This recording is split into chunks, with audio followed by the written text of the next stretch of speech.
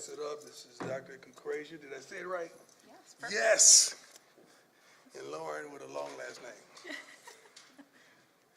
Appreciate you all coming today.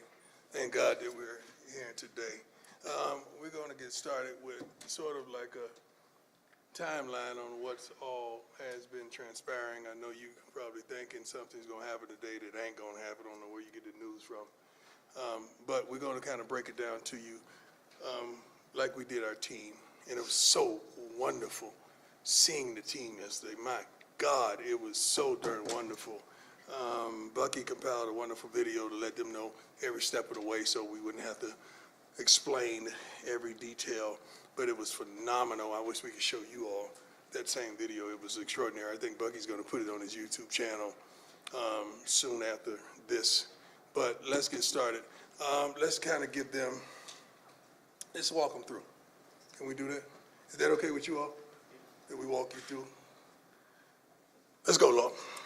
Okay, so as you guys know, Coach has his other health issues, his vascular stuff. So every year, Coach goes for a CT scan of his vascular pattern to make sure, the blood clots are away.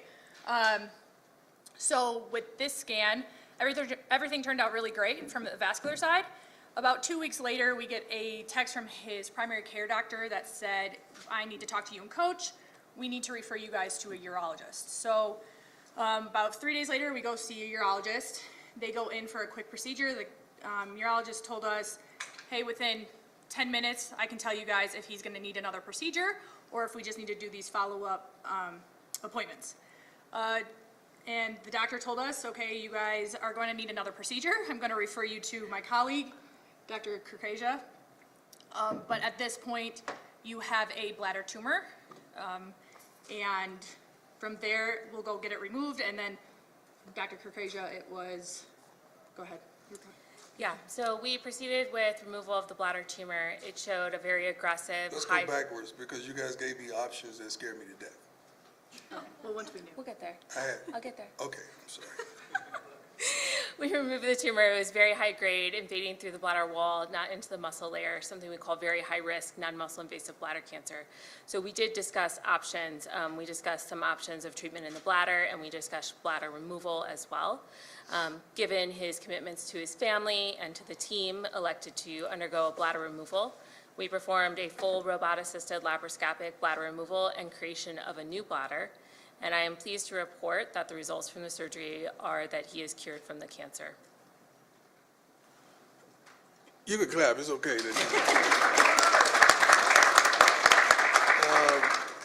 Rick was aware of what was transpiring. He's been A1 and down there, just a blessing. Came to Texas to see me as well. But this was not an easy task because it was a changing kind of a lifestyle. And with Lauren and I coming from Jackson, this is how many surgeries?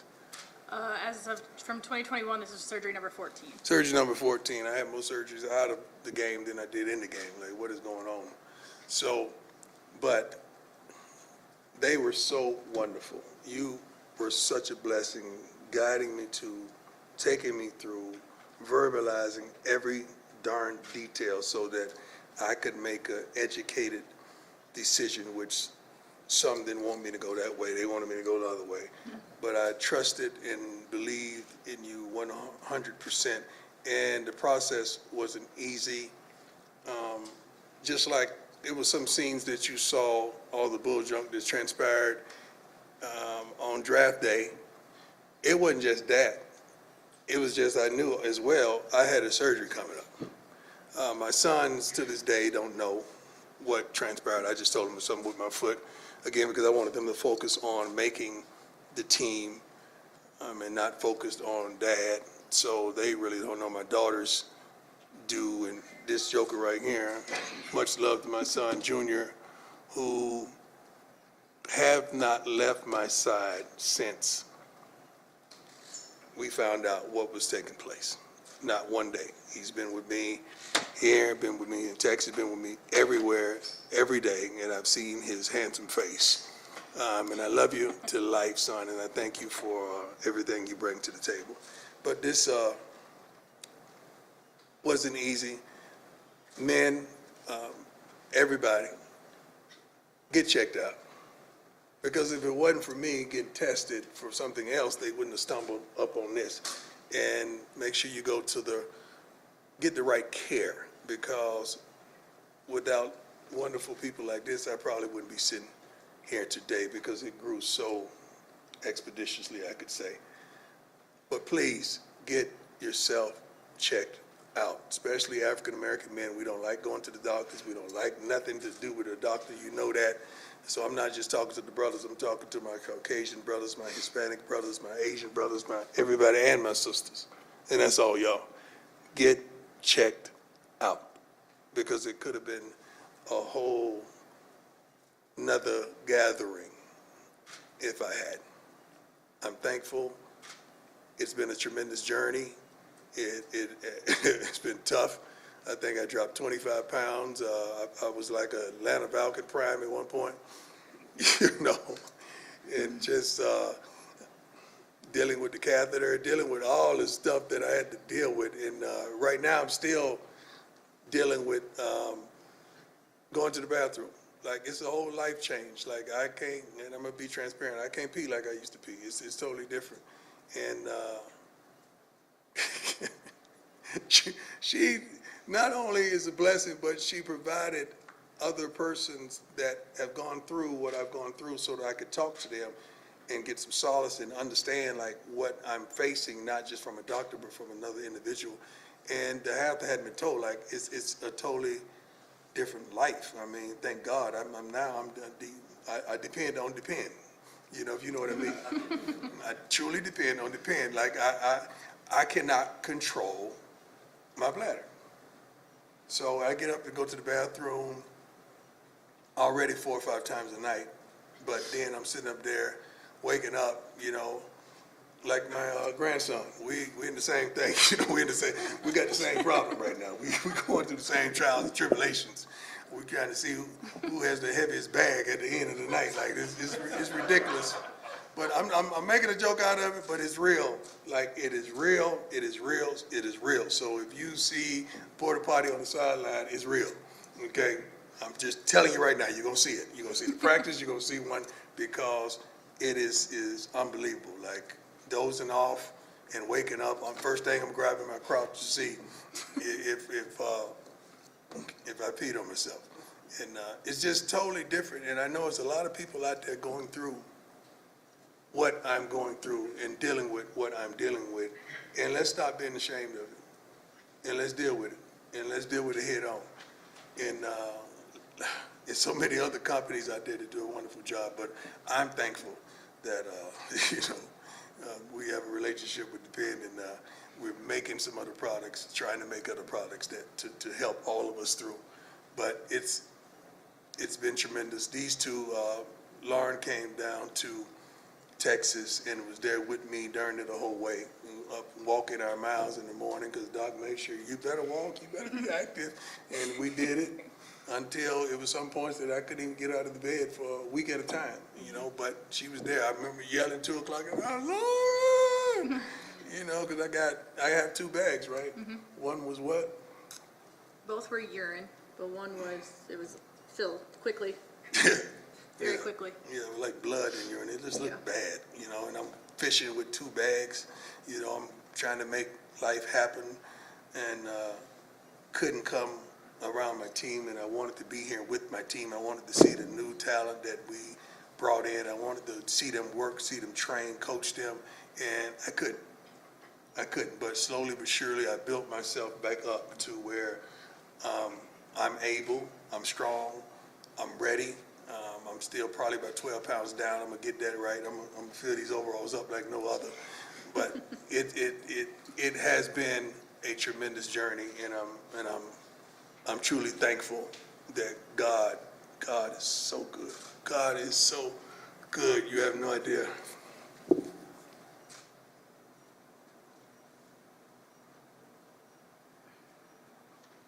You have no idea how good God has been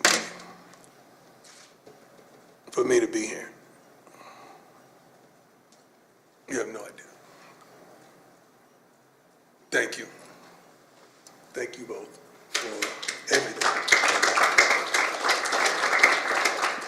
Let me add this for all you people that get upset when I start talking about the Lord. I never once through this whole journey said, God, why me? Because I would have to say, God, why being you sit me up here in front of these wonderful people? Why you give me the position of the head football coach of the prestigious university? Why you allow me to father 5 wonderful kids? Why you give me these relationships with these wonderful people? Why me, Lord? Did I have some of the things that I have? I can never say that. I can never say the other side because I'm going to have to ask that.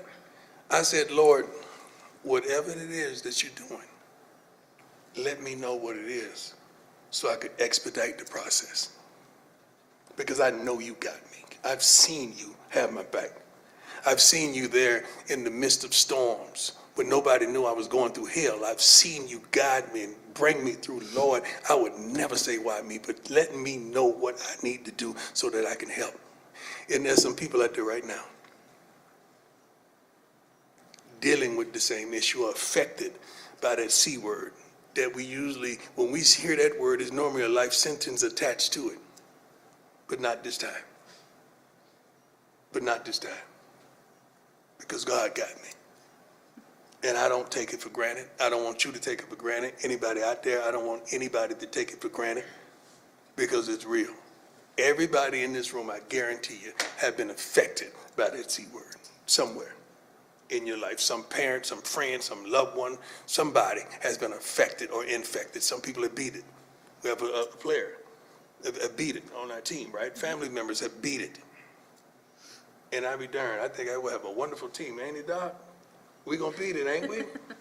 It's beaten. It's beaten. Amen. Constance, I thank you. I thank you. I thank you, Sarah. Thank you. I thank you, Sam. Everybody in my corner on my team. I thank you for this wonderful university, for backing me, just giving me time to heal and to come back, better than ever. Now, questions. Let's go. Start with Ronnie.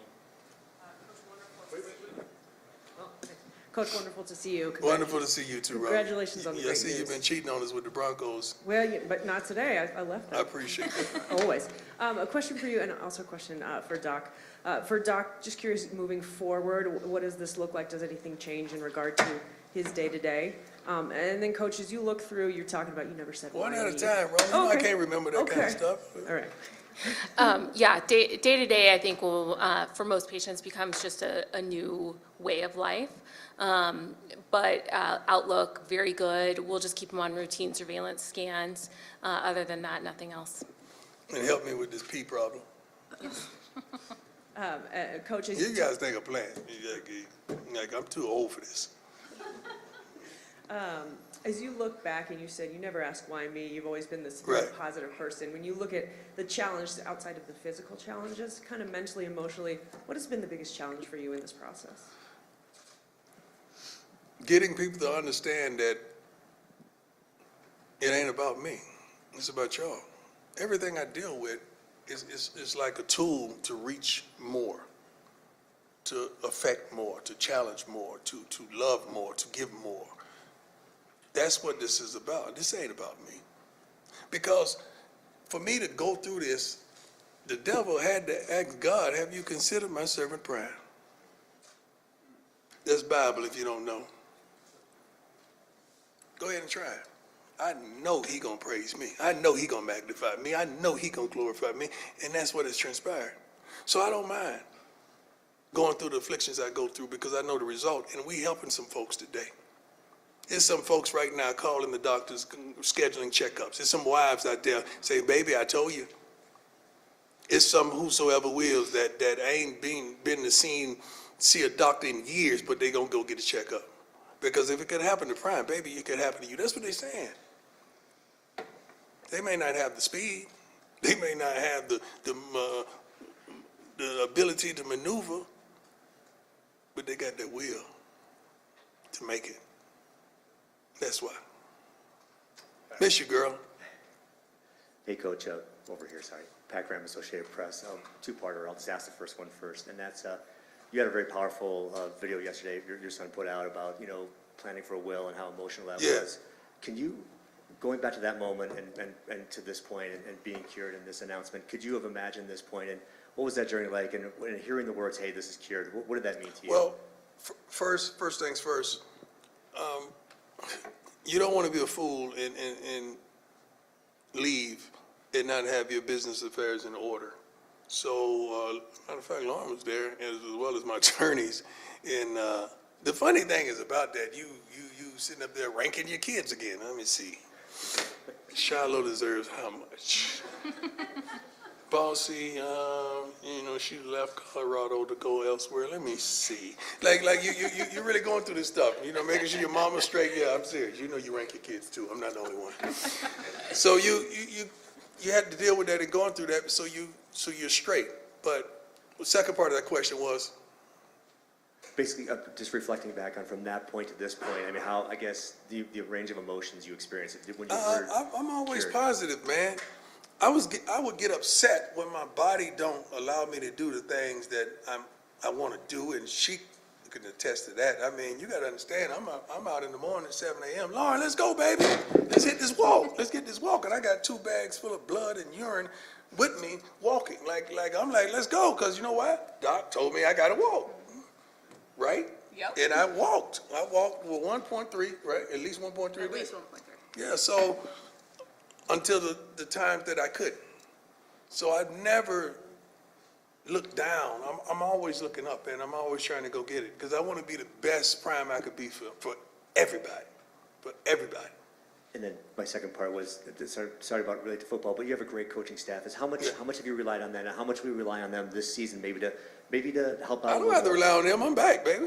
I'm back. I don't rely on them no more. I'm going to be with them. The Bible says, remember the rod and thy staff, they comfort me.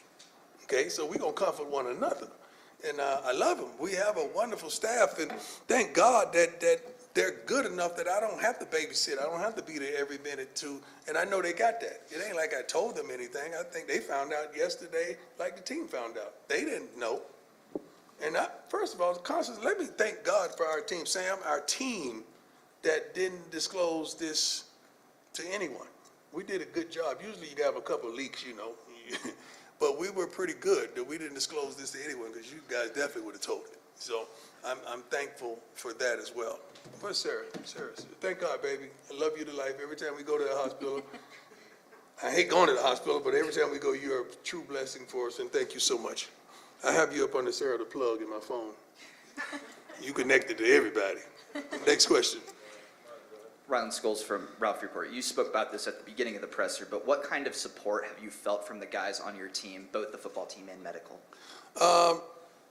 Football team didn't know. So Lauren and a few people, but our medical team, I know I keep saying it, but she is a gift from God. She really is. You have no idea the sacrifices she made to make sure I was comfortable. She does it for other patients as well, but she is a tremendous blessing, her and her family. So I'm truly thankful that you could tell when you have a doctor that care and they're invested in it, they're invested in making sure you okay to details and all the persons that I was connected to understand what I'm up against. Adam Mr. Tiger, 24/7 Sports. How you doing, Adam? Doing well. Lauren, I actually wanted to ask you a question. You've been with Coach Prime through his foot issues as well. What's it been like just being by his side and seeing the resiliency that he's had over the years? Pretty amazing. He's never folded, not one time.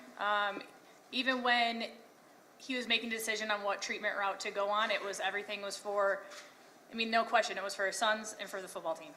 He knew his 2 things in life. Don't forget my daughters now. I got 2 girls. Sorry, yeah, all kids, I They're guess. going to be mad. Yeah, All 5 of them.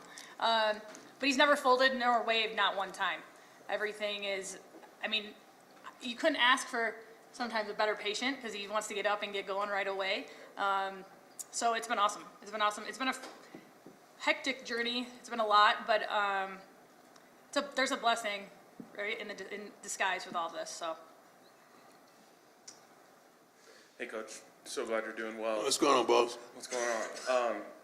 Doc was kind of sharing the details there of when you were kind of presented with a big decision when you found out about the cancer. Can you kind of just take us into that and why you went down the path you did? Well, Doc, can you explain what went along with the different decisions? Sure. Yeah. So the type of cancer he had has a very high recurrence rate, and there can be progression as well. So the options for that type of cancer is to treat it within the bladder, which would be a long series of treatments, 3 years coming down to my office, getting the treatments in the bladder, with still a 50% chance of recurrence. And so that was, when we talked, his values did not align with that. His values aligned with being there for his family and for the team, and wanted to move forward with the curative option, which was the bladder removal. Coach, you admitted it was scary when you heard the original diagnosis. When did you realize you were going to be able to coach again? And is that the plan to coach? I always knew I was going to coach again. I didn't realize I was going to coach again. I was always going to coach. It was never in my spirit, in my heart, that God wouldn't allow me to coach again. That's never thought like that. You know, it's just that I didn't want to be running down to the hospital once a week when I got all this on my plate. I didn't want that. And I was even like, okay, can they bring one of the machines and put them in the office? You know, I'm serious, like dead serious. Like, can they? We had a lot of conversations. Give it a lot of about it, yeah. conversations. Yeah. And Doc would look at me like, he is crazy. No. Yes, you are. I saw it in your eyes. He is crazy. Is he like this when he coached? Yeah. But we worked it out. Hey, Coach. Brian Howell, the Daily Camera. I have two questions for you. First off, I mean, this whole offseason seems like it's been quite an emotional journey for you between becoming a grandfather and seeing your sons go to the NFL and all this. What's this offseason been like for you, just that emotional? It's been wonderful. It's been a blessing. A lot of blessings comes with the luggage of tribulation and trials. But if you built for the trials, you enjoy the journey. See, most people are result-type oriented people. Like, they just want the money, they want the goal, they want the dream. I love the process. I love the journey. I'm attracted to it. I'm dedicated to it. I love it. I eat and sleep and drink it. I love the journey. So understanding the journey that I've been on each year has been tremendous. And we're only in the beginning of it. And we already got one win stacked up. So I'm happy. So along with that, that leads into my follow-up is that yesterday you had the team meeting. You enjoyed that journey as well. How good was it for you to get back in front of your team and just be where you'd like to be? Oh, my God, wonderful. I mean, I'm sitting up there seeing new faces. I'm seeing new body types. Swayze has done our head strength and conditioning, done a wonderful job. Some of the players, I know it, I ain't recognize them. Like, good Lord, I've been working. You know, they've been calling, DMing me, texting me. They've been staying in contact, but it's another thing to see them and just to see their faces when I'm up there speaking to them, as well as this morning, because they got a lot of things to do academically and wholeheartedly this morning that they're doing. But it was wonderful just to be back, see the new field, the new turf is unbelievable. Thank you, Rick. I mean, the new turf, you guys don't understand, like, I don't know if any of you have yards, like at your cribs, but it's something about, I don't know if it's the mist or the dew, but it gets a little slippery in the afternoons, early morning. That's what the field does. So we have a wonderful AD that wanted to eliminate that so that we could make sure we have every possibility of getting to the playoffs and having a suitable field. So that was behind the thought process. Hey, Coach, good to see you again. Good to see you. Back. Maybe more for your doctors rather than you, but what is the process of a bladder, I guess, removal, and like, what did you go through during that whole process, Coach, of, you know, having your bladder taken out in a prosthetic? For the doctors first. Yeah, so thanks for the question. At the University of Colorado, UC Health, we usually do the procedure robotically. So it's a laparoscopic surgery where we attach a robot to the patient and then we do all the maneuvering of the robot. And then once the bladder comes out, we also take some lymph nodes, make sure it hasn't spread, and it didn't. And then we make a new bladder for people. We use their own intestines, so they don't have to take immunosuppression, but it is a new way of life and it is a learning curve for sure. And you got to understand when all that is going on, you finally wake up and you try to move. It feels like everything inside of you. I think we have clips of this stuff. We got receipts to everything. but it was dynamic. It was tough. It wasn't a cakewalk. It wasn't easy. Even using the bathroom thereafter was a challenge because they wouldn't let me leave until I used the bathroom. So thank God we got that through. Yeah, that was a fight. That was a fight. That was a fight. It was a fight. But we made it. We made it. It was a fight. Doc was like, yeah, it was a fight over there. Hey, Coach, Leo Rivera with Scope of Sports. How you doing? There's been a lot of support from your fan base throughout this time, and, you know, the questions. Do you have a message to them and the people who, you know, outside your extended family who have been supporting you? Love them. I appreciate them. I adore them. I don't take them for granted. I'm going to just roll down these names real quick because I just feel compelled, okay? Travis Hunter, Nate Newton, Michael Irvin, Redmond, Corey Fuller Hart, Pastor Keon, Pastor Dewey, Deshaun Jackson, Alfonso Williams, Rick George, Cedric Buckley, Pretty Tone is what they call it, Reginald Calhoun, Wheezy, Lil Twist, Constant, Sam, Jose, KK Edmont, Pac-Man Jones, Big George, Sap, and Little George, Leon and Jennifer. They all came to visit. Leon and Jennifer is there every day. You have no idea what that did for me. Just to get visits. First of all, I didn't want to see anybody. I'm 180 pounds soaking wet at that time. I didn't want to see nobody. I didn't want to see nobody seeing me down, and I'm barely moving around the house, you know, walking like Fred G. Sanford, and the G ain't for good. And it was just, it wasn't a good look, you know, and I like to be strong and I like to be me. But I'm thankful that they came to give me love and support and to pray for me. DC Youngfly called me this morning, prayed for me. Like, he called it down from heaven. DC, I love you, boy, and I appreciate you. Let me tell you something. Randy Moss called me every other day to make sure I was straight. Randy Moss prayed for me. He and his wife told me what I need to be doing. He's gone through some things very similar, but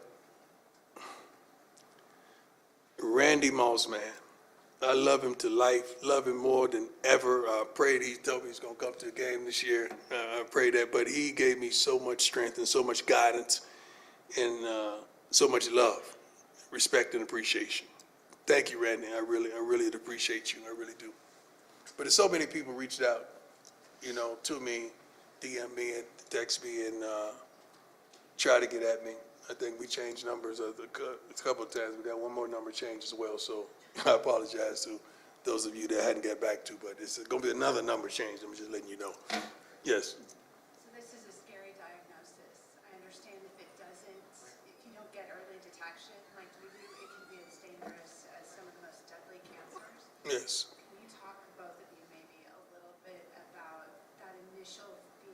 Well, the initial thing you do is what we all do. We Google, and that's the wrong thing to do because they tell you you're gonna die, dog. I mean, like they pretty much say that when you Google it, and you don't want to see that mess. Whoever's doing Google, you need to change it up because that ain't the thing to look at when you're going through what I went through. Like you got about 30 days, man. Like that's the way it seems like it's talking to you, and you don't want that. And you know, that's why you got to rely on your faith. You got to rely on your faith and these wonderful people that's telling you the truth. Like, Doc, shoot it straight. You know, when they start turning their head to the side, it's getting ready to come. You know it's real. But she never falsified anything. She told me what was 100 and never said, well, you should do this and you should do that. She just explained everything to me so that I can make the decision that I felt like I needed to make for me and my family. Great question. A couple more, Jeff. Can the doctor address that as well?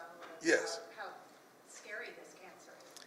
Yeah, so the bad side of this cancer is, you know, if it does progress to the muscle, the rate of metastasis is about 50%.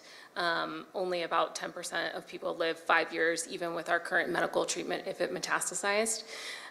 So, you know, very lucky to have found it at this stage where it was still, I could say the word cure, because I don't use that word lightly as a cancer doctor. And I think, you know, there's a lot of patients where we don't have that same conversation.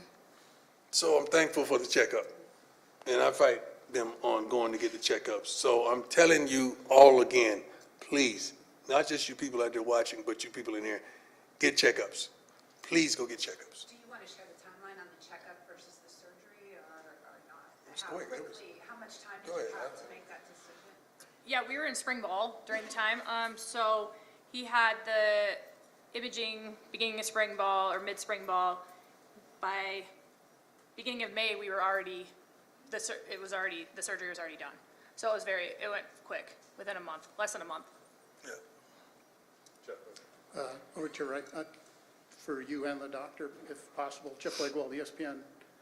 I've known several people, including my dad, who've had this, and they often speak of the frustration of just dealing with the day-to-day of going to the bathroom or other activities you took for granted. Did you have that frustration, anger at any point during the initial? No, I thank God for the pen because I got help. But early on, no. Now, early on, I tried to do my own thing and order me some drawers off Amazon that was going to catch the pee at night, and they didn't do a good job. And now my housekeeper's got to come and change these sheets every day. But it's tough. But I was warned about the trials and what I'm going to have to go through. And it's a whole new lifestyle. That's pretty much how Doc explained it to me. It's a whole new lifestyle. I already have a new lifestyle. I got 8 toes, man. Like I'm sitting up here talking to you with 8 toes. Like, and half of my legs are cut out like shark bites. So I'm built for this, man. I'm built for this. I'm ready. The gentleman standing right by you just went through some trials and tribulations, and he's standing up there looking as good as me with his hat on. So I pray for him, and I love him to life, and he's a champion to all of us. He's fought back, and now he's back on the horse, literally, and he's doing his thing. You've kind of touched on it, but what was it like staring death in the face and dealing I with didn't the stare reality? death in my face. I stared life in the face, man. Man, you think I'm playing when I tell you I'm God's guy. I really am. I'm allowed to go through these trials and tribulations so that I could touch and reach and bless people with my words, with the energy, with that thing that God gave me. So I never thought about no death. You know, I had to make a will because I want to be a business. I want to be a good steward, you know, for my kids and for my family. But no, I got too much life to be thinking about death. Too much life. I got too much life in me, and I got work to do. We got to win the third championship. You talking about death? No. God definitely ain't getting ready to take me before that. Couple more, Mark. Yeah, Mark Kisla, Denver Gazette. You just touched on that, and we heard very clearly there was no doubt in your mind you were going to coach again. Right. But when you're taking your walk with the 2 bags or fishing with the 2 bags, how did it reaffirm or how did you reflect on where football and coaching fits in your life and why you want to do this? Football, the decision I made and the surgery I chose was based on not just family, it was based on football.